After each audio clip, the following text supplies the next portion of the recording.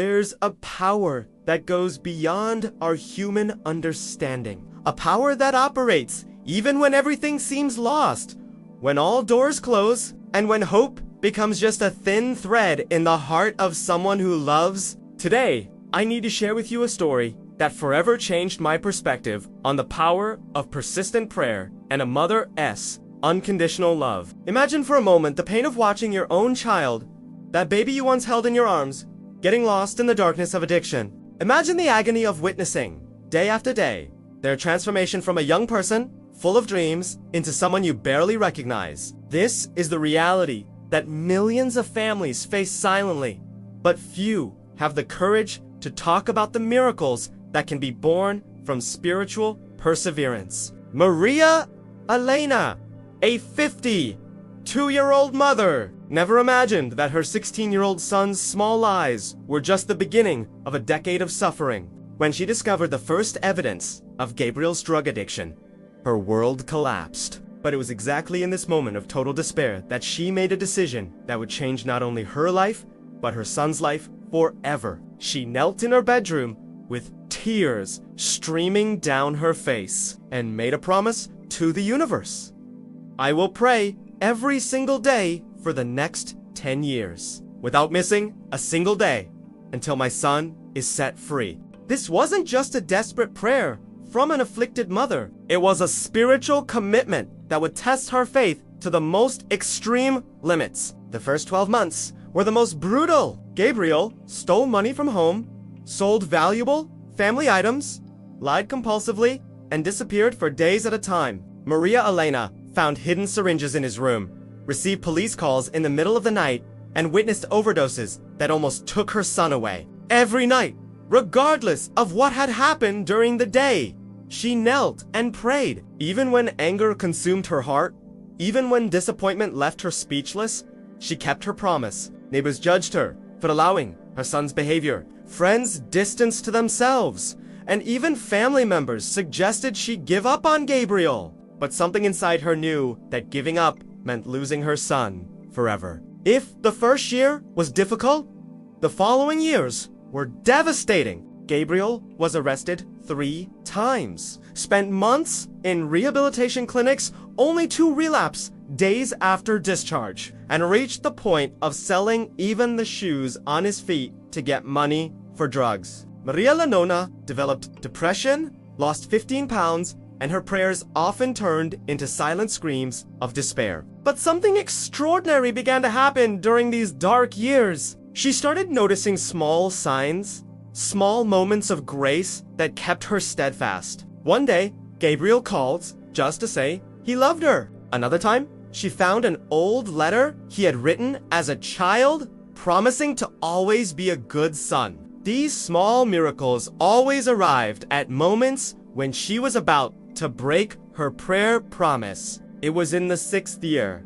that something changed profoundly in Maria Elena's approach. Her prayers were no longer just desperate pleas for change, but transformed into intimate conversations with the divine. She began praying not only for Gabriel's healing, but for her own transformation as a mother. She asked for wisdom to know when to help and when to allow him to face the consequences of his choices. She asked for strength to love unconditionally without becoming an enabler of addiction. And she asked for patience to understand that true healing followed a divine timeline, not a human one. In this same year, Gabriel had his worst relapse yet, spending 2 months living on the streets, completely missing. But Maria Elena didn't stop praying for a single day. Gradually, almost imperceptible changes began to appear. Gabriel started calling more frequently, his lies became less elaborate, and he showed genuine flashes of remorse. He was still using drugs, still causing pain to the family,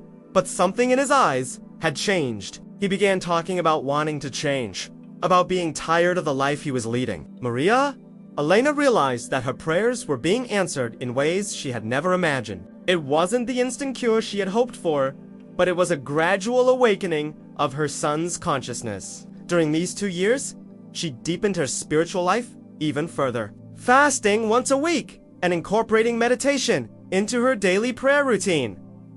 Paradoxically, the 9th year was one of the most difficult. Gabriel seemed worse than ever. But Maria Elena was different. Her faith had become unshakable. Her inner peace was palpable, even amid chaos, and her prayers had a different quality. They were full of anticipatory gratitude, as if she already knew the miracle was coming. It was during this year that she began repeatedly dreaming of Gabriel clean, smiling, working, and being happy. These dreams became so vivid and frequent that she knew with absolute certainty that the 10th year would bring the answer she had prayed for so long. At the beginning of the 10th year, something extraordinary happened. Gabriel had a profound spiritual experience during a near-fatal overdose. He described later as having seen his own mother praying for him during all these years, saw the pain he had caused not only to her, but to himself, and felt an unconditional love that completely enveloped him. When he woke up in the hospital,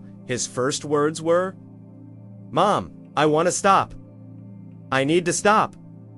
Help me." This time, it was different. There was a determination in his eyes that Maria Elena had never seen before. He entered a rehabilitation program that lasted 8 months, and for the first time in a decade, he completed the entire treatment without giving up. Today, 3 years later, Gabriel is completely clean. He works as an addiction counselor, helping other young people who go through what he went through. He got married, has a little daughter, and maintains a deep and honest relationship with his mother. But the miracle goes beyond Gabriel's recovery. Maria Elena became a spiritual leader in her community, helping other families facing similar situations. She says that the 10 years of prayer not only saved her son, but transformed her into a completely different person, more compassionate, wiser, more connected to the divine.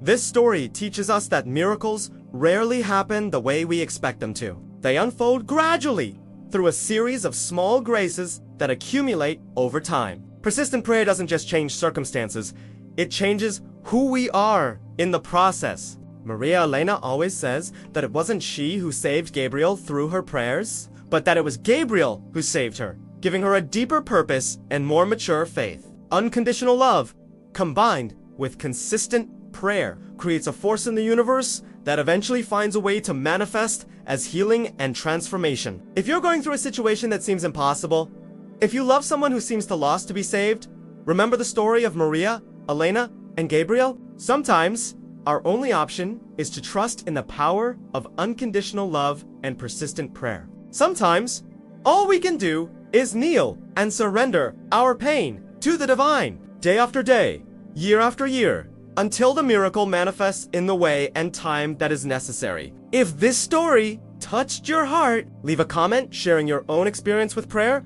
or telling us how you reapplying these teachings in your life. Do you and T forget to subscribe to the channel to receive more inspiring stories that can transform your perspective on life as challenges, and hit the bell icon to be notified whenever we publish new content. Your spiritual journey deserves to be nourished with true stories of hope and transformation.